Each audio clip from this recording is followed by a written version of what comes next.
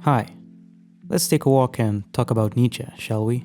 I have been fascinated with the idea of eternal recurrence for a long time.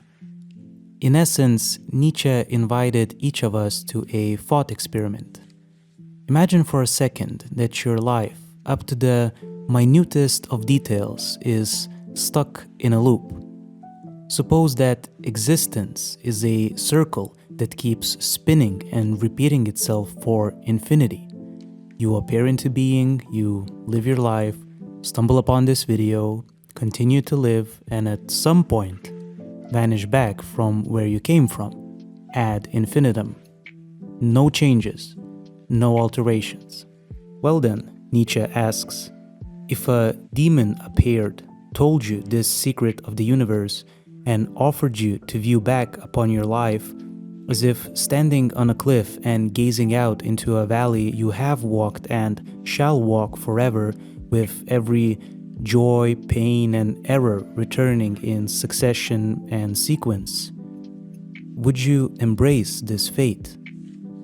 To quote Nietzsche directly, quote, "Would you not throw yourself down and gnash your teeth and curse the demon who spoke thus? Or have you once experienced a tremendous moment when you would have answered him, 'You are a god, and never have I heard anything more divine'?" End quote. Amor fati, indeed. If taken without consideration, it is a poetic sentiment. Yes, the romantics among you might immediately think, I would surely embrace life, and I do as well. However, Nietzsche would not be Nietzsche if this lyrical idea did not have real complexity of thought beneath. Milan Kundera, in his novel The Unbearable Lightness of Being, rephrases this concept to grapple with the nihilistic conclusion that's lurking in eternal recurrence. Kundera talks about eternal return as an idea with the heaviest of burdens.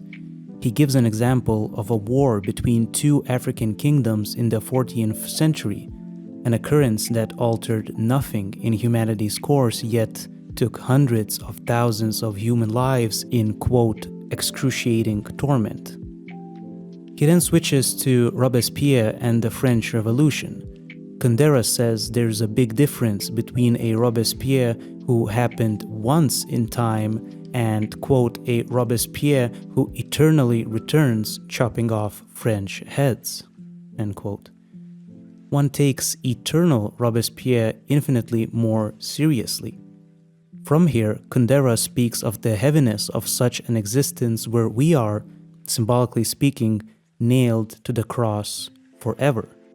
These arguments flip eternal recurrence's romantic tone when fought off by a relatively happy individual and lift its consequences to the scale of humanity's suffering. After all, we tend to react to infinity with despair. What positive meaning could be there for not only a tragedy that happened once, but for one that will keep happening forever? Kundera also writes of this when describing the difference between animals and humans.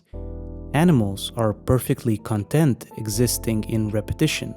They never get bored. On the other hand, we humans see time as linear, flowing in a single direction like an arrow. We grasp existence's circularity symbolically or abstractly through rituals, traditions, or music.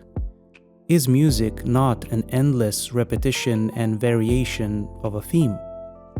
We can easily appreciate the reoccurring beauty of lovemaking, yet we cannot for the life of us embrace reoccurring death of loved ones.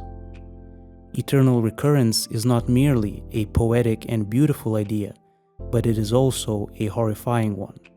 Given that Nietzsche himself understood perfectly well what he was implying and yet kept insisting on affirming reality, quote, "Was that life? Well then, once more," end quote, how can one speak of his nihilism? I have been grappling with this idea for many years and it keeps evolving in the way I see it. Counterintuitively, it is through nihilism that one reaches faith in our existence, not despite it or around it. Nietzsche's amor fati is not a hollow slogan to tattoo on your forearm. It is a proclamation of true faith. You're asked to not only accept, for example, the illness of a loved one once. No, you're asked to accept the eternal repetition of their pain. Where does one who reads even a tiny bit of Nietzsche see endorsements of nihilism? Accepting this idea fully means bearing the heaviest of moral burdens. True faith is not merely a mindless repetition of customs, although one can see the symbolical meaning implied, or a shield from cowardice, as Freud's suggested defense against death anxiety. No, as Nietzsche put it is a loving embrace. Is love not an unconditional acceptance of both the beautiful and ugly? Quote, "My formula for human greatness is amor fati, that one wants nothing to be different, not in the future, not in the past, not for all eternity. Not only to endure what is necessary, still less to conceal it. All idealism is falseness in the face of necessity, but to love it." End quote. Nietzsche provides his answer to the inescapability of being. We as humans have no choice in the matter of being born or dying. We have little control of our destiny, if any. Quote, "The eternal hourglass of existence is turned upside down again and again, and you with it, speck of dust." End quote.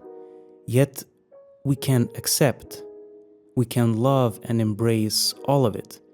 Pain and joy, illness and health.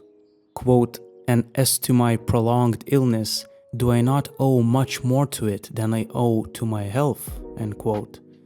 Our freedom lies in the embrace of suffering. It is an impossible answer to an unsolvable question, yes, but as Kierkegaard with his leap of faith or Camus with imagining Sisyphus happy, so does Nietzsche as well ask us of transcendence. Our freedom is rooted in the view we take towards being. For me, this idea brings incredible peacefulness and enriches my life with meaning. Paradoxically, seeing existence through this perspective does not depreciate it, but makes it even more valuable. If everything only happens once, then who cares, right?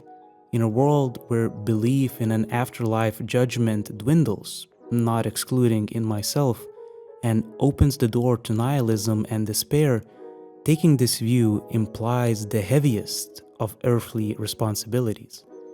After all, it is through responsibility or bearing our burden that we arrive at meaning. Thank you for listening. Hope you enjoyed our walk.